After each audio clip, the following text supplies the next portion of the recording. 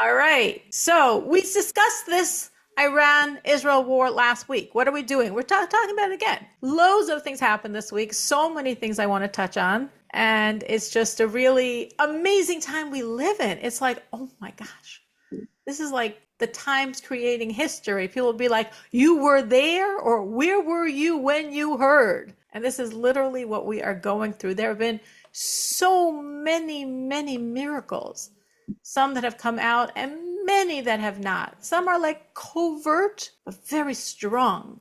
Like if you think the day of the attack, 12 days ago, right? That Thursday night, Wednesday, Thursday, America pulled all their non-essential embassy workers from Iraq and other areas close to Iran, which of course was the most obvious thing you could do to show Iran some action's happening. We're getting these people into a safe area because we know it's not going to be safe very, very soon.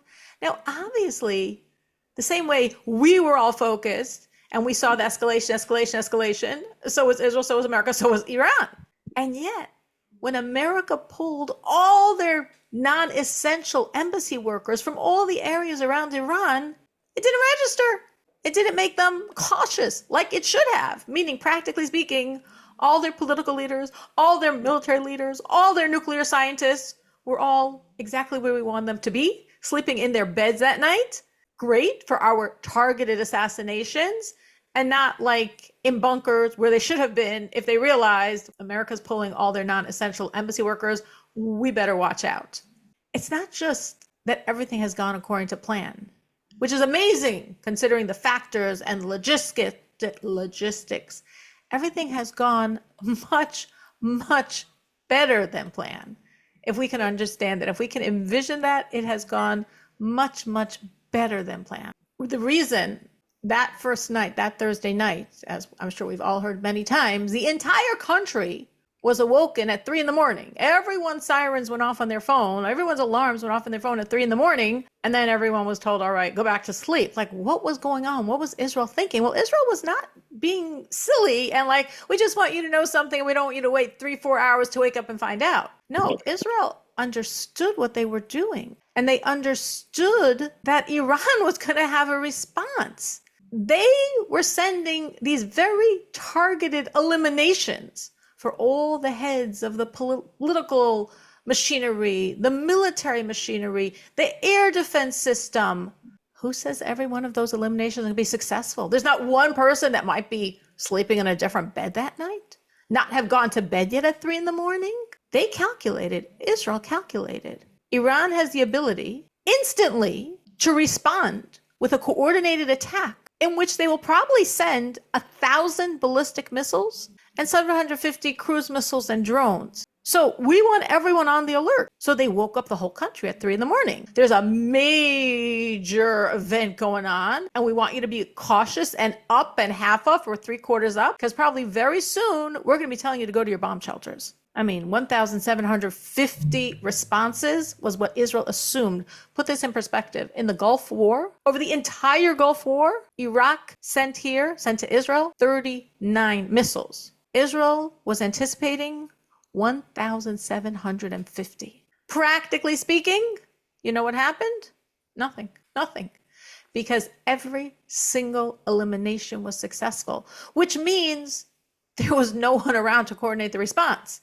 It took a few hours for them to pull themselves together, for them to know who's next in the chain of command, and to find out who's alive and who knows what to send something. And after a few hours, they sent 100 missiles, drones, all of which got knocked out before they even entered Israel airspace. When you look at that, it's just like, yeah, Israel, they woke everyone up at 3 a.m. to tell them, go back to bed, something exciting is happening. No, they woke everyone up at 3 a.m. because they were anticipating that everyone in Israel was going to be running to bomb shelters. And nobody had to that night because every single elimination was successful. Every single person was exactly where they were supposed to be, exactly in the bed they were supposed to be, exactly in the position to get removed.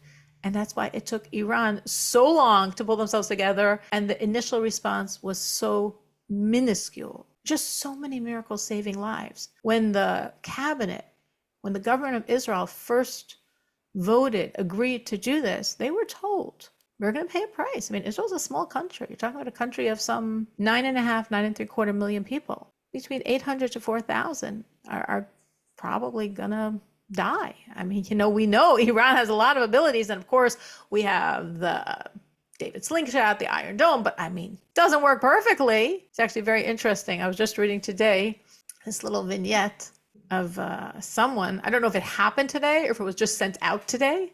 So I'm putting a disclaimer that I don't know which, but someone observed this happening in a grocery store, a little grocery store. They call a makolet in Israel.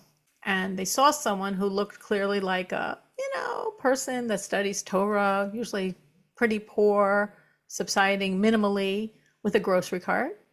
And behind the person was someone that clearly worked for the army, probably the Iron Dome. In this area, there were a lot of people that lived that worked for the Iron Dome. And this officer said to the man in front of him, this Torah person, I'm paying for all your groceries. He's like, you're paying for all my groceries? He's like, that's nice, but why? He said, because I have a certain high position in the Iron Dome, and I went to Ukraine to set up the Iron Dome for them. After the war started with Russia, we helped Ukraine. We set up their Iron Dome. And he said, you know what? The Iron Dome only has a 50% success rate in Ukraine. So when I came back to Israel, we're like, what's going on? Why is it here such an insane success rate? And in Ukraine, it's 50%. So I went back to Ukraine to try to understand what's wrong. What did we do wrong? We did nothing wrong. The same systems we have in Israel is the same systems we set up in the Ukraine. And there it has a 50% success rate, and ours is, 90 plus. So I realize this officer is saying that the only difference between us and Ukraine is, he pointed to this man, people like you. People like you are the difference. And that's why I want to pay for your groceries. We have seen from every person's a world, and there were 24 casualties, and I'm not minimizing any one of those 24. But imagine when they were told 800 to 4,000, and then compare that to 24, that's such divine protection. So many stories have come out. I'm going to share one. Past Thursday night in Hulom, pretty secular city in Israel. So there was a man there. A man, he's married, he has a wife, they have a child, a girl. And he said about himself, I have, very proudly, typical Israeli style, I have never gone to a bomb shelter. You know what I do when the bombs are coming? I stand on my porch, he's on the top floor of his apartment building, and I take videos. All those videos we see of the bombs flying, that means some person is risking life to take those videos. I don't go to bomb shelters. Thursday night, he gets a weird text on his phone. A text from someone from Iran who's texting him some message, we're going to get you, you better run, you better hide, we're going to get you. And he, with his typical Israeli bravado, he answers back with a lot of curse words and, you don't intimidate us, you don't scare us, whatever, back and forth. That night, there was, like there have been throughout this entire period of the war, sirens. Usually there's 2, sometimes 3 in a night. This guy never leaves. He never goes down to the bomb shelters. For some reason, when he heard the siren, inspired by the conversation he had a few hours earlier, he said to his wife, let's go down. Him, his wife, his daughter went down, and the apartment took a direct hit. I saw this literally. This was on Israeli TV, where you literally see the text messages back and forth between him and some anonymous person in Iran trying to scare him, trying to harm him psychologically, and saving his life and the lives of his family. So God works in many ways. God can work with texts from Iran. It's just unbelievable how, like in this specific incident, 3 more lives were saved. The miracles, the successes, the miraculous successes are so stupendous. Everyone gets it. I think everyone is sensing, or at least every Jew is sensing, or most Jews are sensing, this has to be leading to redemption. It has to be leading to Mashiach. There's a number of sources people are finding in the Talmud that show connections, and there's 2 sources directly in Tanakh, in the scriptures. So I just wanted to share those 2 sources in scriptures itself. In Daniel, they both come from Daniel. In Daniel, in chapter 8, in verse 3 and 4, Daniel speaks of a ram with 2 horns. And he says it's explained that those two horns represent Media and Persia. That's what's written in Daniel. Commentators explain that this ram with two horns is expressing future conflicts involving the Persian powers before the redemption, before Mashiach. Now, who's Persia today? What country's Persia? Iran and Iraq. So this ram of two horns, this horn of Persia, this horn of modern day Iran and Iraq, these are the conflicts before the redemption. That's from Daniel chapter 8, verse 3 and 4. Also in Daniel, in chapter 10, verse 13 and verse 20, Daniel speaks of the prince of Persia. Again, Persia, modern day Iran, Iraq. The prince of Persia who's opposing the angel sent to Daniel. So the prince of Persia is fighting this angel, the angel that's there to protect Daniel. And commentators see this as alluding to Persia's future role in opposing Mashiach, fighting, trying to stop this Mashiach. So we see this right here in two places, that Persia, Iran, and Iraq, they're going to be big players on some level in the battles before Mashiach that are obviously unfolding right now. You know, the miracles are so incredible. At the same time, God definitely wants us to use nature as much as we can. Like, it's all God. It's God's war. God's doing things that make no sense militarily. And at the same time, we use pragmatic military strategies. We listen to the military. Why? Because God wants us to work within nature. God created nature and he wants us to uphold it. The Lubavitcher Rebbe once met with someone from the IDF. The person was there like unannounced. He came with a different delegation, and he came as a soldier, as whatever high rank he was in the IDF. And the Rebbe, instead of really focusing on the other delegation, really focused on this one military man.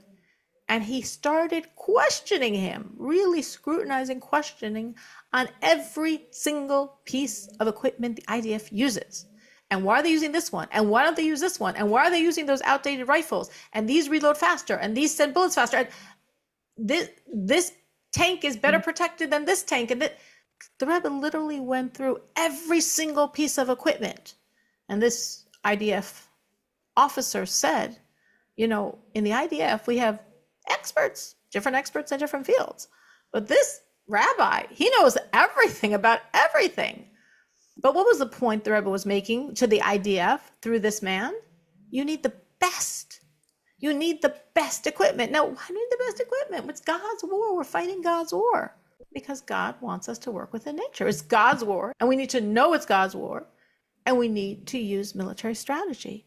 We need to do the best we can within nature and trust God to make it all work miraculously.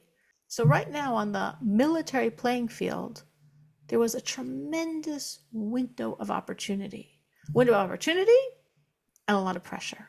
On one hand, in terms of the pressure, already it was clearly determined that Iran had enriched uranium up to 60%, some say up to 80%, and from 60 or 80 to 90 is very fast. And once it's at 90, you can make an atomic bomb. And for civilian use, for all the claims of Iran that all this enriched uranium is for civilian use, they need it at less than 10%. So there was tremendous pressure to destroy everything, the stockpiles of uranium, the reactors, everything, before they put together a bomb.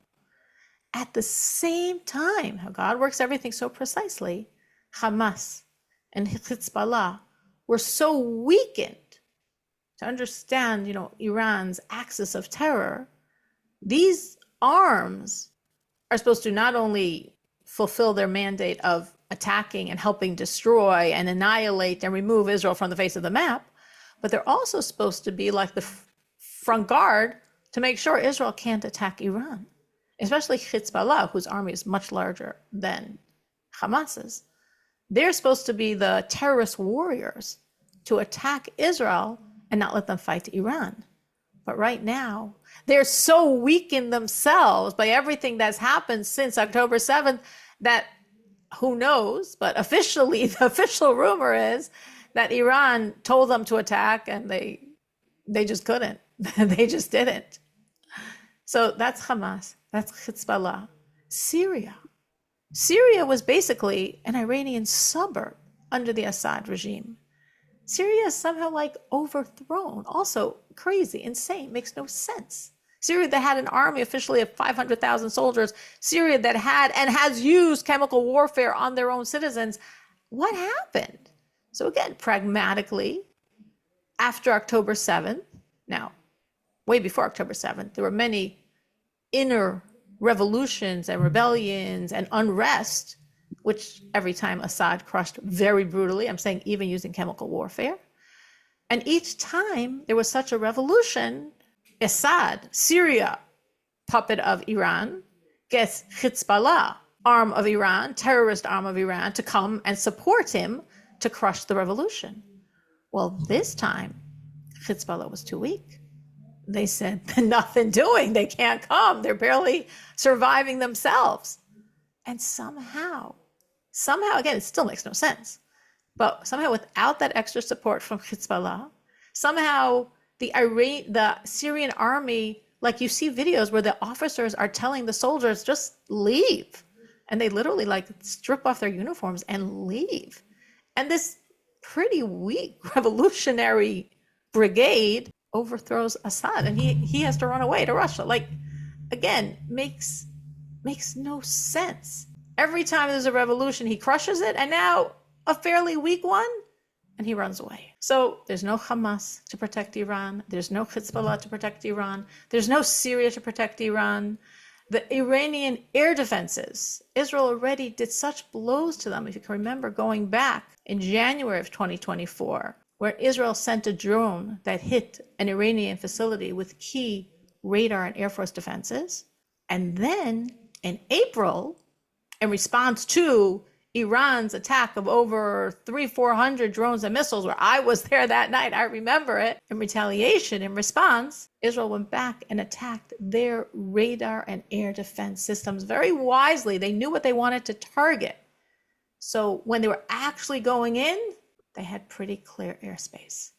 So all of this, the pressure from the impending nuclear bomb, this strategic window of opportunity with Iran's axis and allies so weakened, this just made it on the physical plane the time, knowing again, it's all God. And nothing of this is anything. I know some people are concerned. This is not forgetting the hostages. This is not at all. Weakening Iran weakens Hamas. All the proxies are so much weaker now than they were 12 days ago. And that just makes it more possible for us to destroy them and get back our hostages. So where does our work come in? We discussed this last week. I want to expand and amplify some points of our work, because of course, in the end of the day, that's the most important thing. So we discussed last week to remember that Israel is the safest place in the world, right? That was a very major point. I think it is a very major point to remember. The Lubavitcher Rebbe in the Gulf War said this so many times, and with my children and grandchildren in Israel, I just have such trust and know so well God is watching. It's exciting times. It's really exciting times.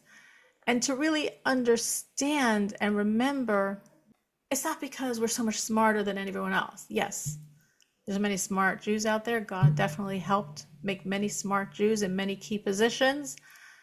But there's plenty of smart people in other armies and secret services in the world.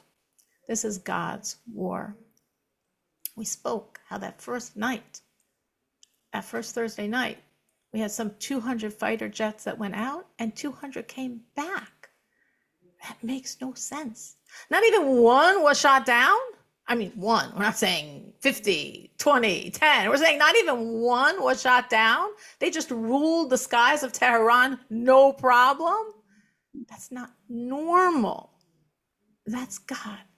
Just like when Iraq was building their nuclear reactor.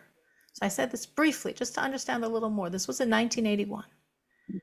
And Israel knows, actually the whole world who's in the know knew that Iraq is building a nuclear reactor. Now, it's not like Iran that already has so many facilities and miles underground and has so much enriched uranium. No. This is 1981. Iraq is beginning, and the world is passively biting their nails and watching and doing nothing. And Israel knew they had to do something. And the Lubavitcher Rebbe knew he had to do something. And what the Lubavitcher Rebbe did in response was that he started the campaign of having all Jews united in the writing of Torah scrolls. And he pushed, and he was pushing. He just started this, I believe it was Lag BaOmer of that year.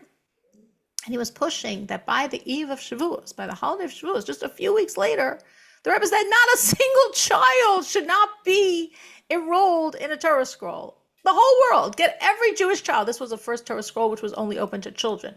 Later Torah scrolls are open to adults as well. The first Torah scroll, you had to be under 12 or 13, bar bat mitzvah, to have a letter. The Rebbe said, not one child.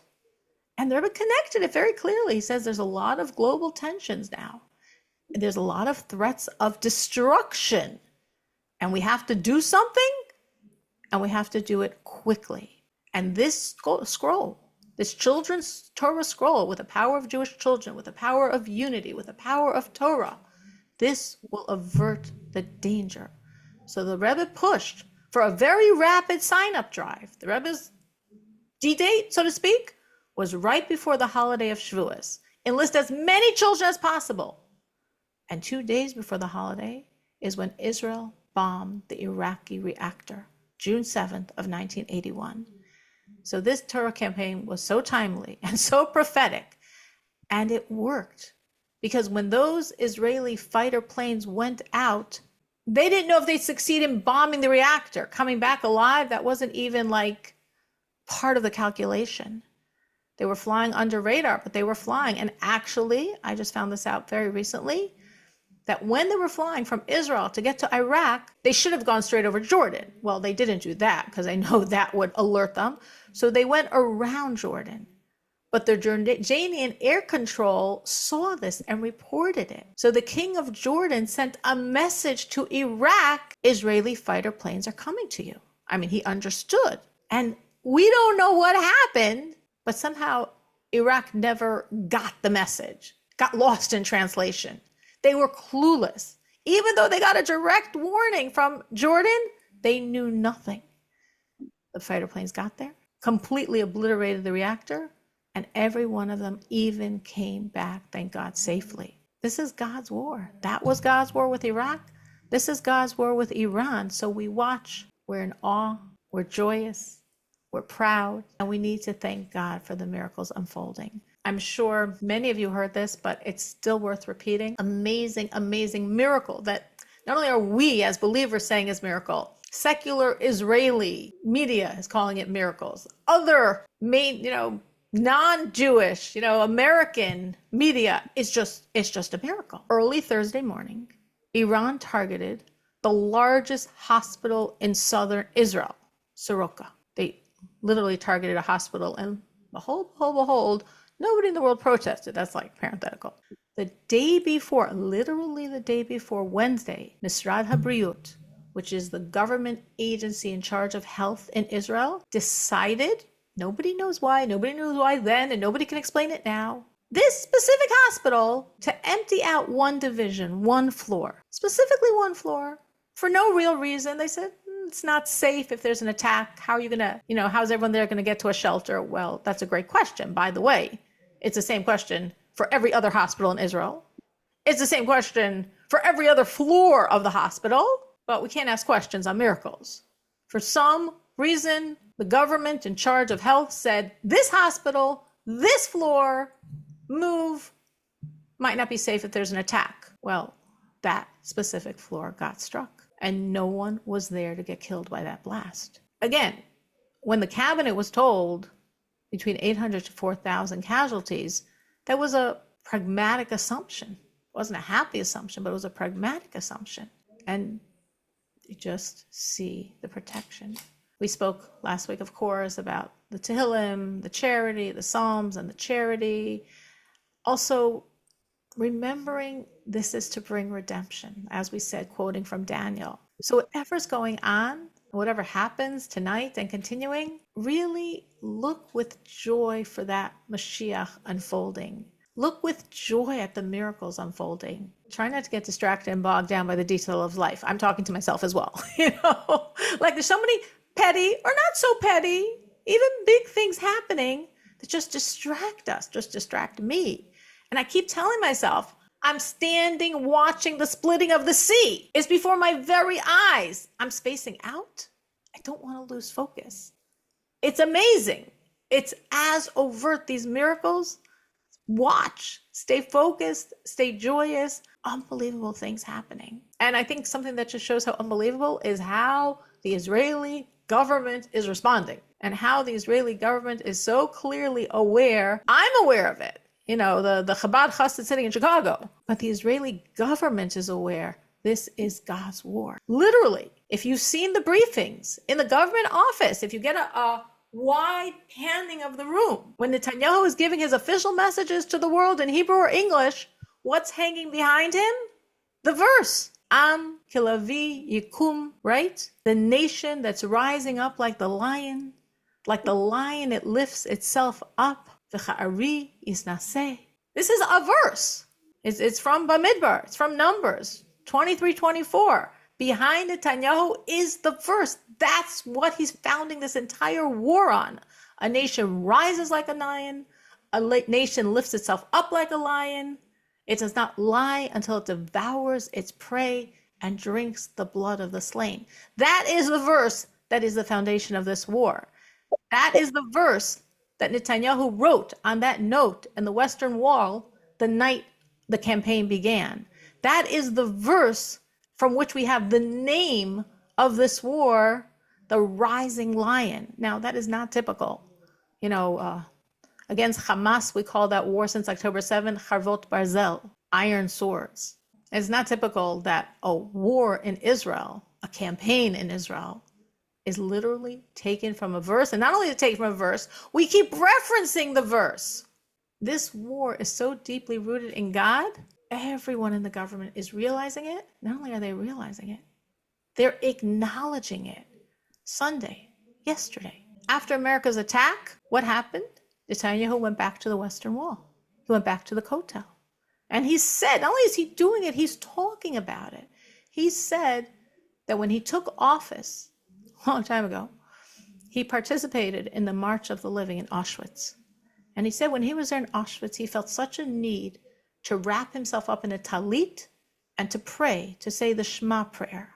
He said this Sunday, 10 days ago, before this historic mission, I went to the Kotel because I again wanted to wrap myself up in that talit, in that prayer shawl, and pray for the success of this mission. And he said, now, 10 days later, I'm back at the Western Wall. I'm back at the Kotel. I'm wrapped in the talit. I'm wrapped in the prayer shawl, thanking God and asking for continued success. After this Western Wall experience and his words there was this unbelievable press conference. I hope many of you have seen the clip. I've seen it in many, many places. It's amazing, where he says, I say from the depth of my heart, the most important party in the Knesset, Israeli's parliament, is Siyata Dishmaya. It's sort of like a play on words. Siyata being like a group, but Siyata Dishmaya means the help of God. Above all, he said this straight out, above all, the most important thing we need is the help of God. This is insane. This is redemption. This is Mashiach. This is what these people are saying. It's such an opportunity. Like you think after Entebbe, our powers, our strength, we're so unbelievable, our unbelievable IDF, our unbelievable strategic Iron Dome, our unbelievable David Slingshot, our unbelievable this, our unbelievable that. And they're saying, you know what this is all coming from? The help of God. You know what we need more than anything else? The help of God. You know what's making this work? The help of God. And this is so obvious. This is so obvious. I mentioned this last week. Just envisioning, going back a few months or a few days or a few weeks, where it was so clear that Iran is the central force from which we have Hamas and Hezbollah and the Houthis and all these terrorist hater groups. It's all coming, fed by, armed by, trained by, financed by Iran. But how do we get rid of Iran?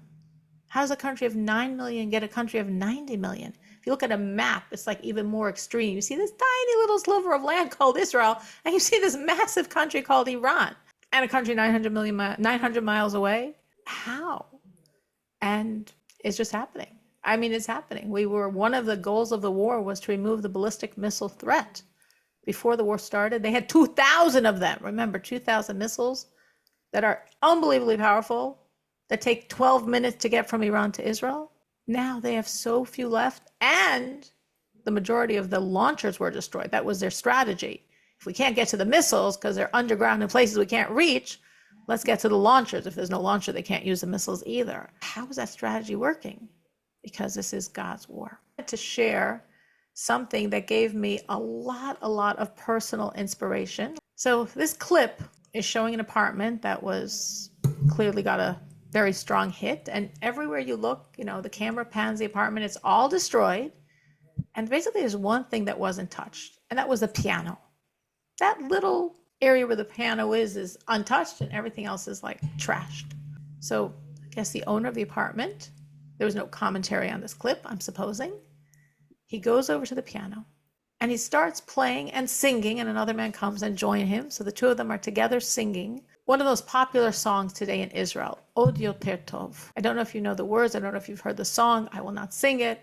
I'm going to tell you the chorus. Hashem Yitbarach Tamid Ohev Oti. God, blessed be He, always loves me.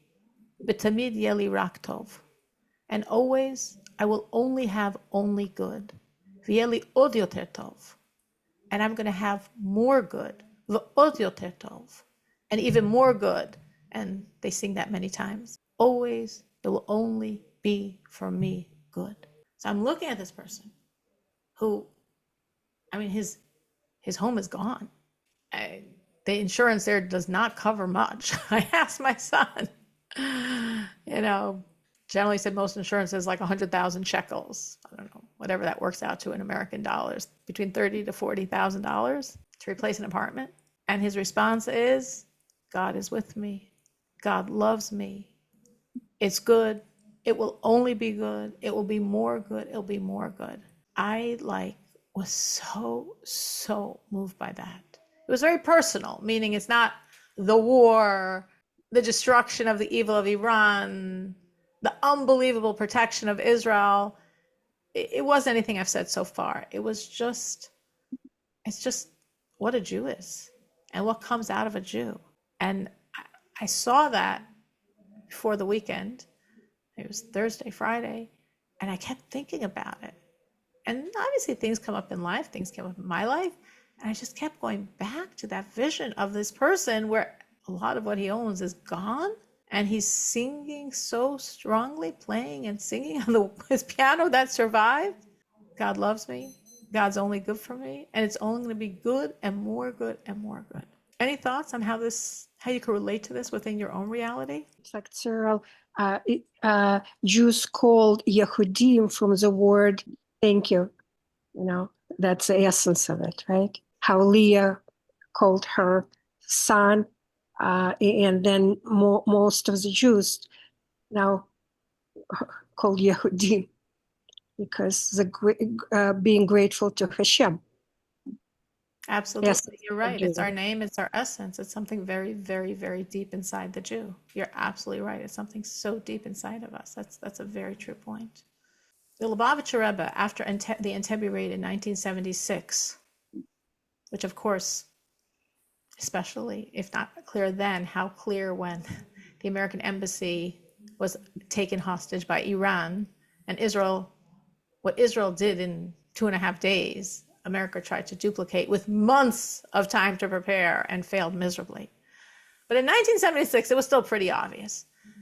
And the Rebbe said, when Jews work beyond nature and within nature, like Entebbe was beyond nature also.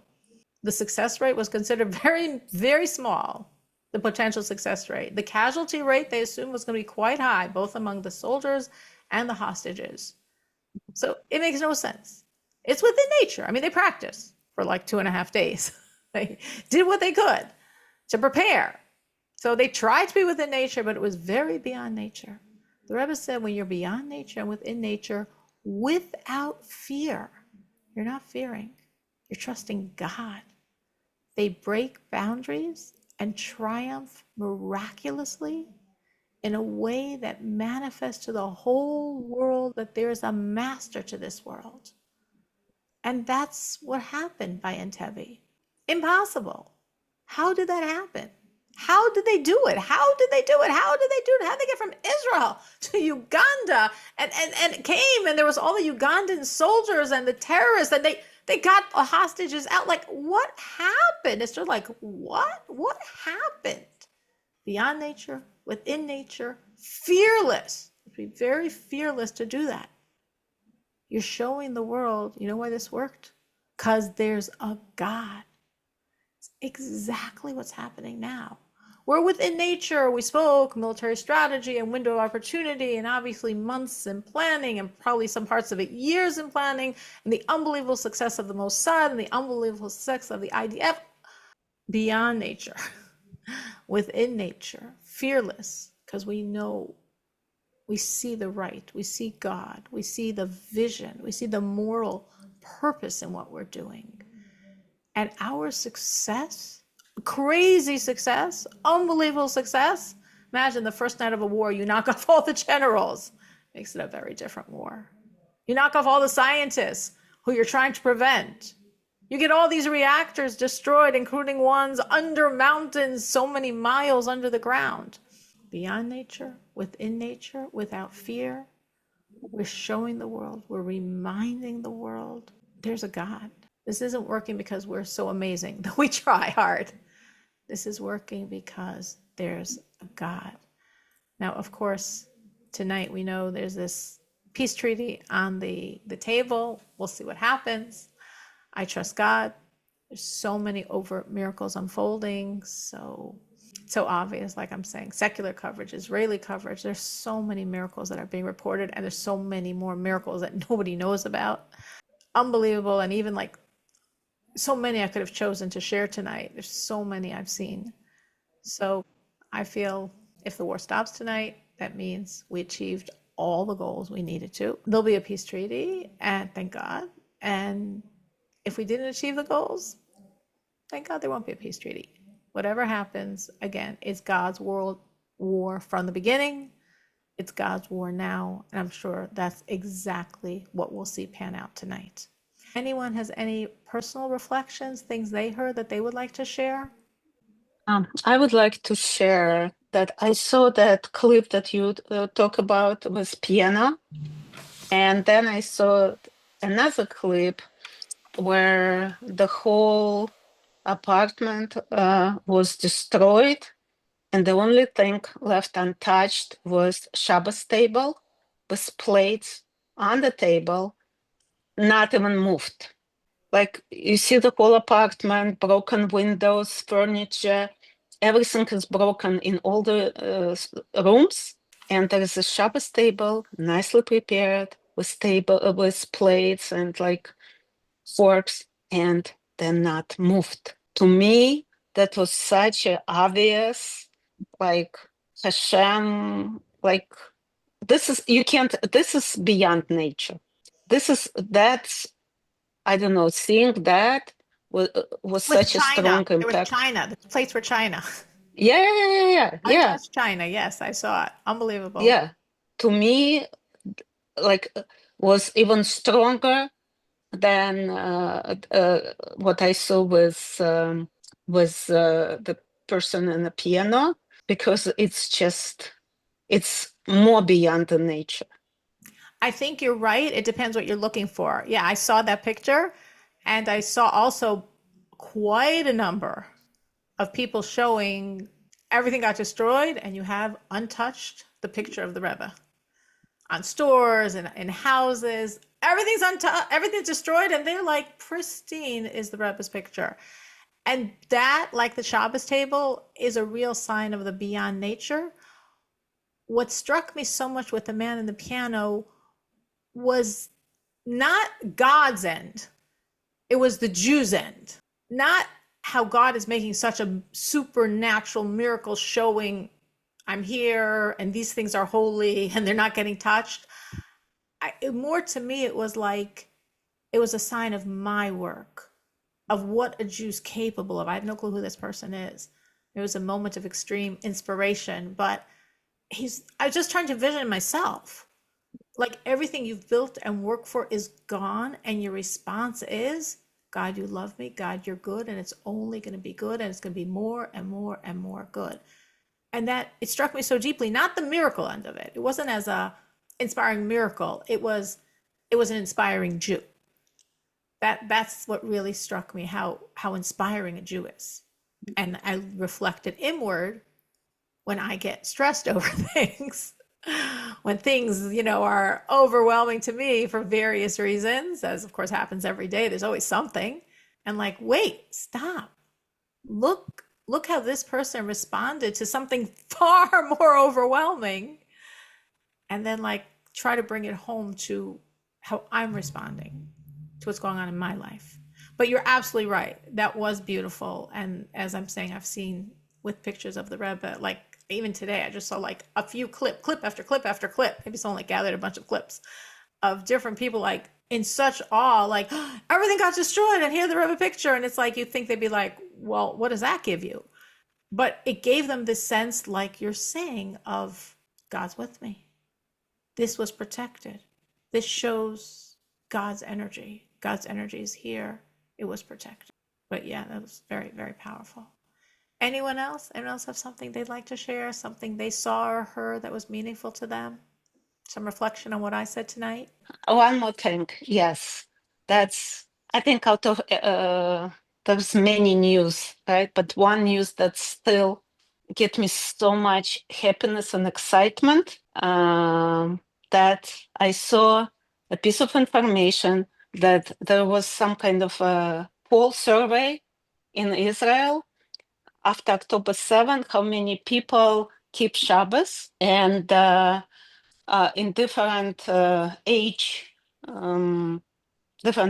range, and so from 18 to I think 28, out of all Jews in Israel, 53% said they keep Shabbos, and I mean overall, like with all ages, it's 25%.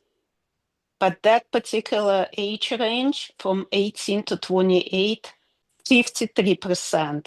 Like when I'm thinking about this number and what it means, and it's like all like hoping what all those people are growing into, building families, keeping Shabbos, and whatever my imagination goes, I can't stop being excited about this news. I've seen it, I don't know, maybe a week ago. I'm still cannot get over it. Yeah, I saw also that, and you are so right. And it's so interesting because that is exactly the population that you think would not. Exactly. And them, and it was, yeah, it's just so clearly these are the people that were targeted, that their friends were targeted, that the people, their friends were targeted. These are the people that are in army or just were in army and their friends are in the army. And you could just so clearly see that like they get it. Their feet are on the ground. They know what's going on and they are turning to God. And you are right. It is a very joyous, very unbelievable statistic. And you could search if you want to Google it. I did, for some reason, I don't remember why, all the statistics from that survey, and they're very, very strengthening. It's not just on Shabbos, it's like many questions they asked, and really unbelievable high numbers. High numbers, like really across the board. Like we said, these are historic times. We're the observers. The sea is splitting. We're watching. This is amazing. We're living through it. All right, let's keep our eyes open. Let's keep our hearts open. Let's stay focused. And we're fortunate, now we have social media. We have front row seats, It's happening in Iran. It's happening in Israel. It's happening in the White House. Every one of us has a front row seat. Every one of us has it fast, fast, fast. And we're the observers. No, we're the partners. We're the participants.